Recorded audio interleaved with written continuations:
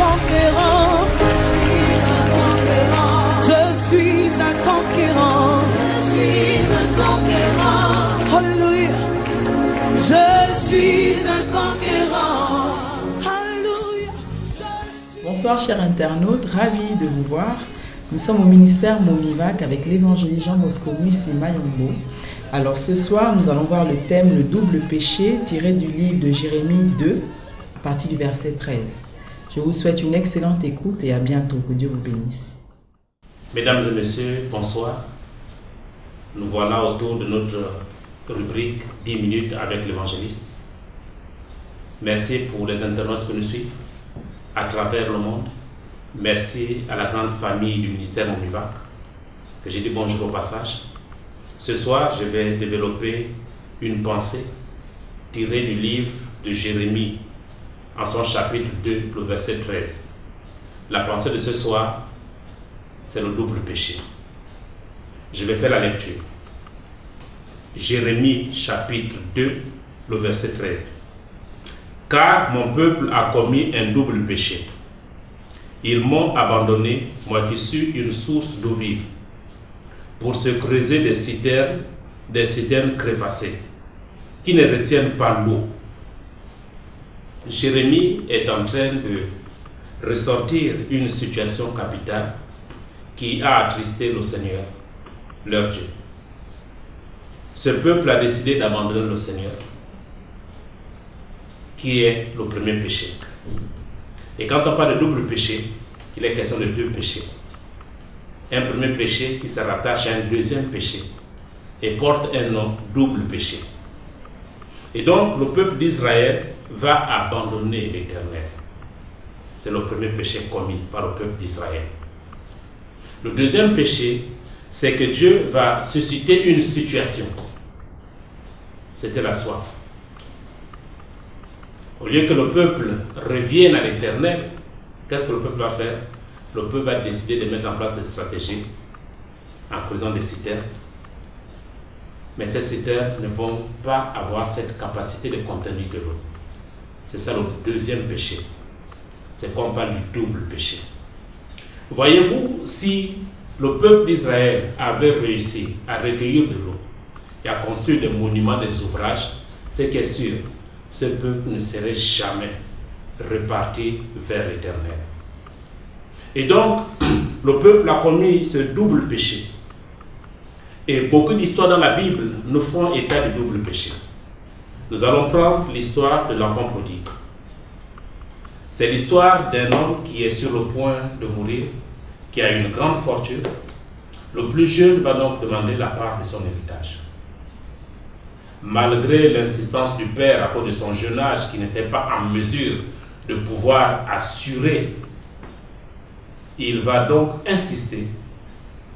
Et sur l'insistance de son fils, le père va être obligé de céder en lui remettant la part de son héritage.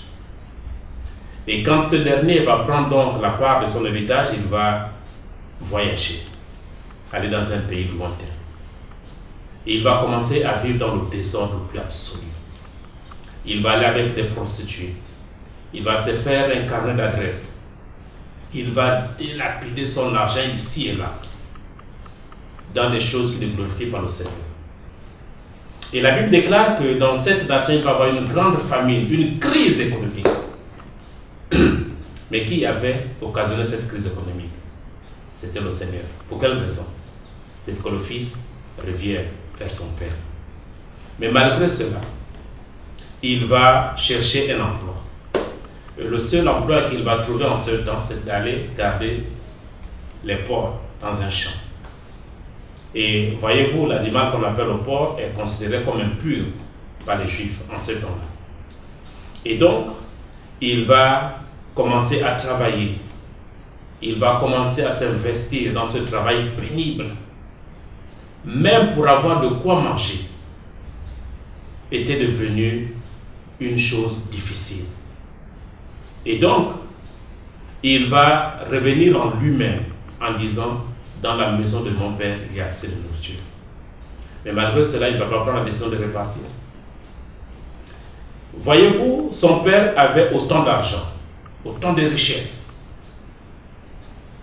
malgré sa bonne volonté, aussi longtemps que son père, que son fils était loin de son père, le père en question ne pouvait pas apporter de l'aide, malgré la nourriture qui était présente dans la maison. Pourquoi? Parce qu'il était éloigné. Il était en train de commettre le double péché. Et donc, il va rentrer en lui-même pour dire, dans la maison de mon père, il y a assez de nourriture.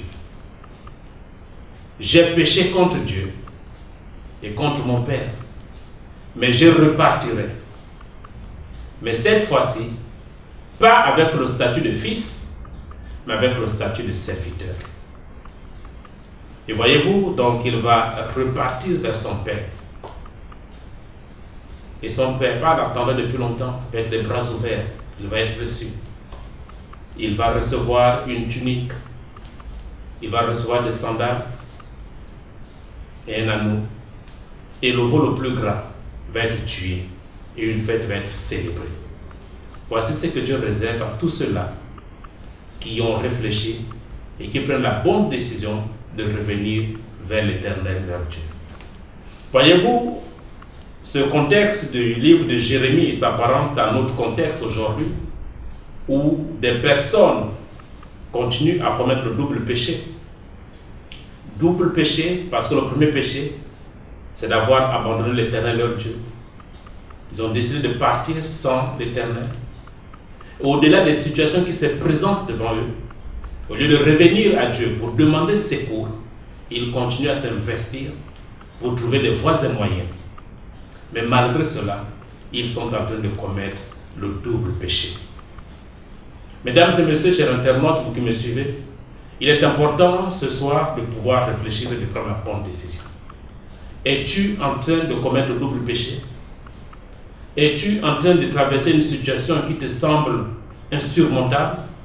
La solution que je te donne ce soir, c'est de repartir vers l'Éternel ton Dieu, qui a toutes les grâces et les faveurs pour te sortir de ce chaos.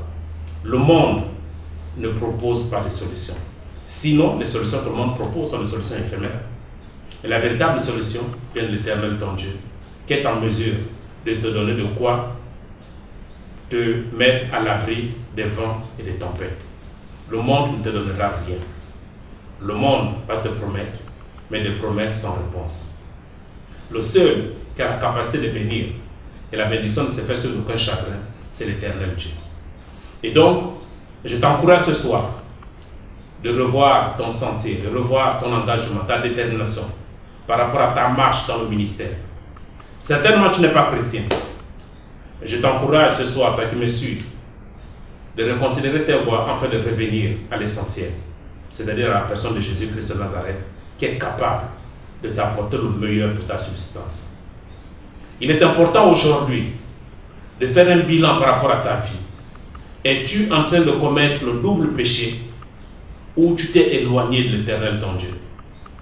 Et donc, au cours de cette thématique, j'ai eu l'opportunité de développer ce thème du double péché pour aider tout un chacun, ceux qui se sentent perdus, qui n'ont plus d'espoir, qui ont l'impression que le monde les a rejetés, mais Jésus est là pour te donner la solution. Reviens à l'Éternel car il est le chemin, la vérité et la vie. Jésus-Christ de Nazareth est le même hier, aujourd'hui et éternellement. Mesdames et messieurs, je crois avoir apporté la lumière à cette thématique et pour ma part, je te laisse avec cette question. Suis-je en train de commettre un double péché et suis-je en train de repartir vers mon Père? La réponse est dans ton cœur. Que Dieu te bénisse et à bientôt dans la rubrique 10 minutes avec l'évangéliste. Au revoir. Que Dieu nous bénisse tous.